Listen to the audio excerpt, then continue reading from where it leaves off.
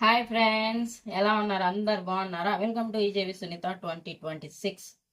ఇంకా నిన్నటి ఎపిసోడ్లో అగ్ని పరీక్ష సీజన్ 2 నిన్నటి ఎపిసోడ్లో అసలు ఏం జరిగింది, ఏమేం టాస్క్లు ఇచ్చారు, ఎవరెవరు గెలిచారు, ఎవరెవరు ఓడిపోయారు, ఎవరికి ఎల్లో కార్డ్స్ వచ్చాయి అనేది మనం ఈరోజు మాట్లాడుకుందాము. ఇంకా నిన్నటైతే మొత్తం ఫిజికల్ టాస్క్లు చాలా బాగా ఆడారు అందరూ. కానీ రోహిత్ గారికి అన్యాయం జరిగిందని నేను అనుకుంటున్నాను. మీరేమనుకుంటున్నారో కింద కామెంట్ చేయండి. అంత బాగా ఆడిన వ్యక్తికి ఎల్లో కార్డ్ ఇవ్వడం కరెక్టే అని ఇంకా లాస్ట్ను మాట్లాడుకుందాం ఆ విషయము. ఇప్పుడు స్టార్టింగ్ నుంచి ఏం జరిగింది, ఎవరెవరు ఎలా ఆడారు, ఎవరెవరు పోట్లాడుకున్నారు అనేది మనం మాట్లాడుకుందాం.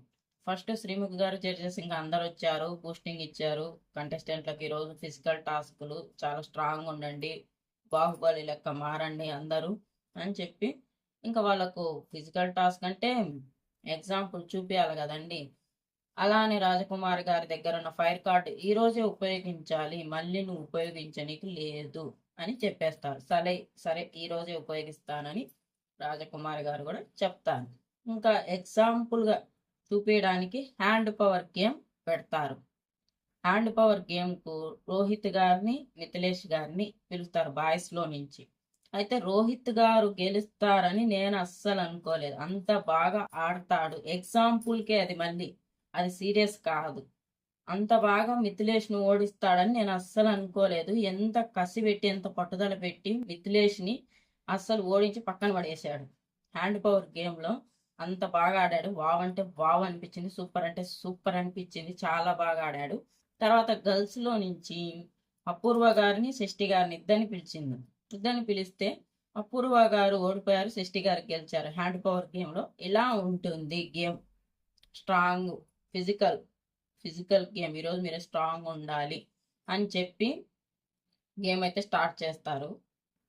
ఈ గేమ్కు 2 గ్రూపులు కావాలి.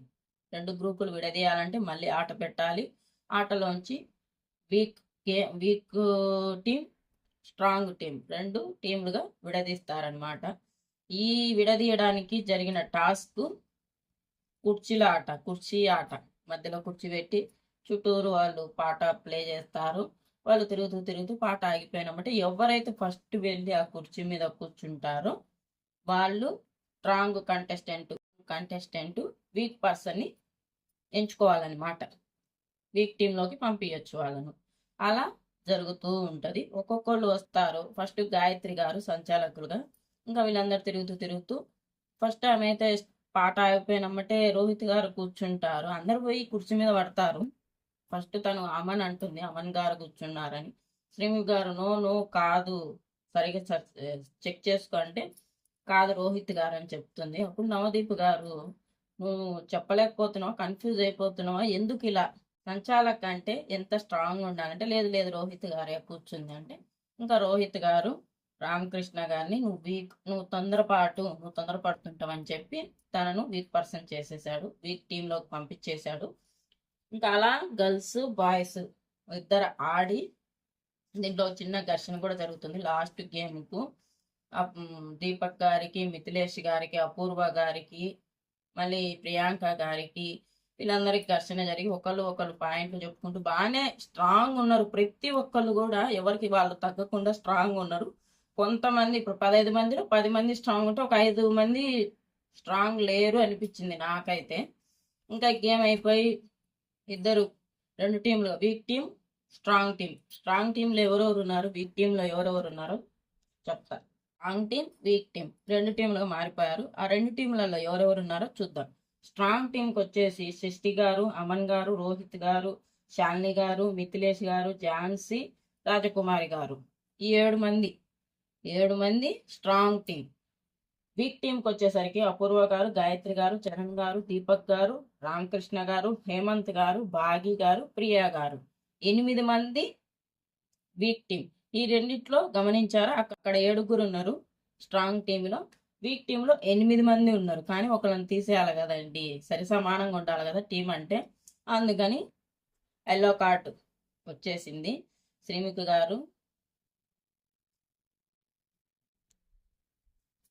శ్రీముఖి గారు అయితే ఇంకా మాకెందుకు ఫస్ట్ టైం మీరే ఉపయోగించండి అని తీసుకుపోయి ఈ స్ట్రాంగ్ టీంకి ఇచ్చేస్తుంది. మీరందరూ మాట్లాడుకొని ఎవరికి ఇవ్వాలి జాగ్రత్తగా ఆలోచన చేసి ఇవ్వండి. ఎల్లో కార్డ్ అనేది డేంజర్లో ఉన్నట్టు అని వాళ్ళందరూ ఆలోచన చేసి గాయత్రి గారికి ఇస్తారు.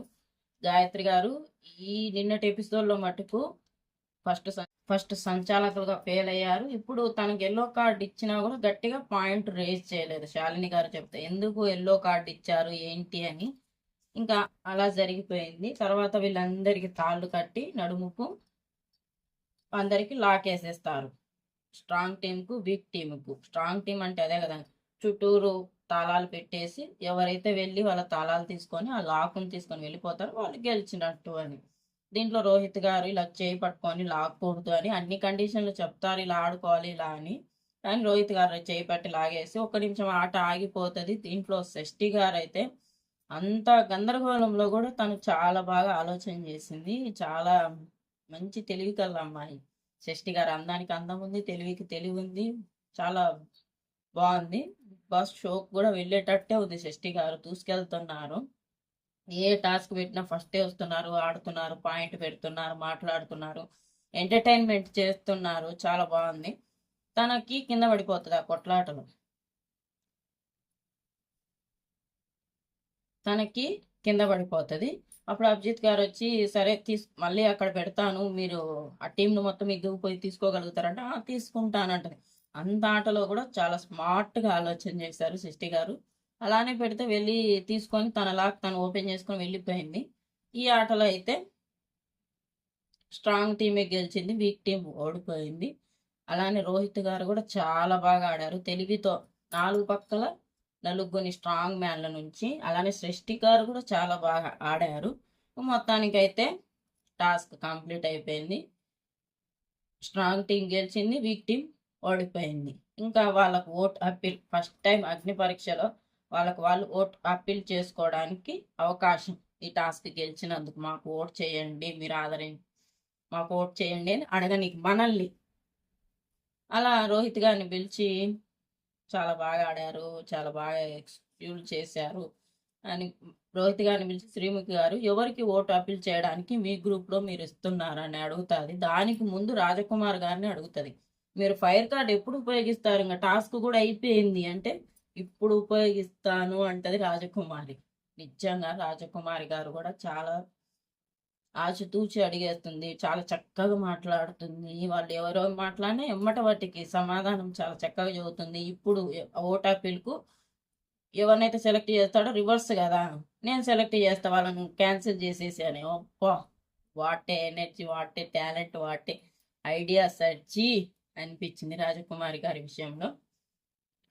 ఇంకా రోహిత్ గారిని పిలిచి ఎవరికి ఓటు అప్పీల్ ఇస్తావు, నువ్వే కదా టీం లీడర్వి కదా, ఎవరికి ఓటు అప్పీల్ చేయడానికి ఛాన్స్ ఇస్తా అంటే నేను సృష్టి గారికి ఇస్తాను, చాలా బాగా సపోర్ట్ చేసినారు, చాలా బాగా ఆడారు అని చెప్తే అప్పుడు రాజకుమార్ గారు నో, తన దగ్గర కార్డు ఉంది కదా ఫైర్ కార్డు, తనే వెళ్ళి ఫస్ట్ ఓటు అప్పీల్ తనే చేస్తుంది అనమాట.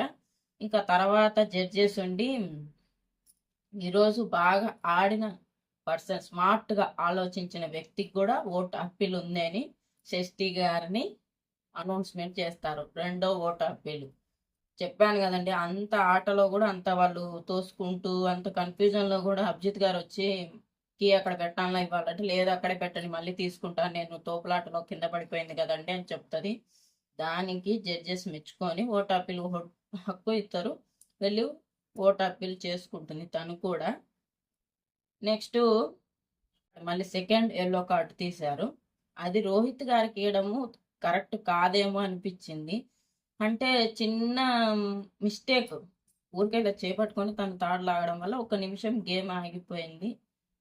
దానికే రోహిత్ గారు అంత బాగా ఆడి ఫస్ట్ హ్యాండ్ పవర్లో మిథిలేష్ గారిని ఓడించి మళ్ళీ లీడర్ అయ్యి మళ్ళీ చేరాటలో ఆడి గ్రూప్ను బాగానే మెయింటైన్ చేసి వాళ్ళకి సలహా ఇచ్చి బాగా మాట్లాడి గెలిచినా కూడా అంత స్ట్రెంగ్త్ పెట్టి అంత కష్టపడి గెలిచినా కూడా తనకి ఎల్లో కార్డు ఇచ్చి డేంజర్ జోన్లో పెట్టాల్సిన అవసరం లేదు అనిపించింది. దీంట్లో షష్ఠి గారు, రాజకుమార్ గారు, మిథిలేష్ గారు, చరణ్ గారు, రోహిత్ గారు, చాలా మంది 15 మంది ఉంటే 5 మంది వీక్కుంటే 10 మంది స్ట్రాంగ్ అంటే స్ట్రాంగ్ ఉన్నారు. నవదీప్ గారు కూడా అంటారు లాస్ట్, అసలు వీళ్ళు ఇంత స్ట్రాంగ్ ఉన్నారు పోయిన సీజన్ కంటే ఈ సీజన్ వాళ్ళు ఇంకా రేపు బిగ్ బాస్ హౌస్కి వచ్చే వాళ్ళ పరిస్థితి ఏందో వీళ్ళు లోపలికి వెళ్తే అన్నట్టు ఆడుతున్నారు. ఇంకా ఇది ఎపిసోడ్. ఈ వీడియో మీకు నచ్చినట్లయితే లైక్, షేర్, సబ్స్క్రైబ్ చేసుకోండి. కొంచెం సపోర్ట్ చేయండి.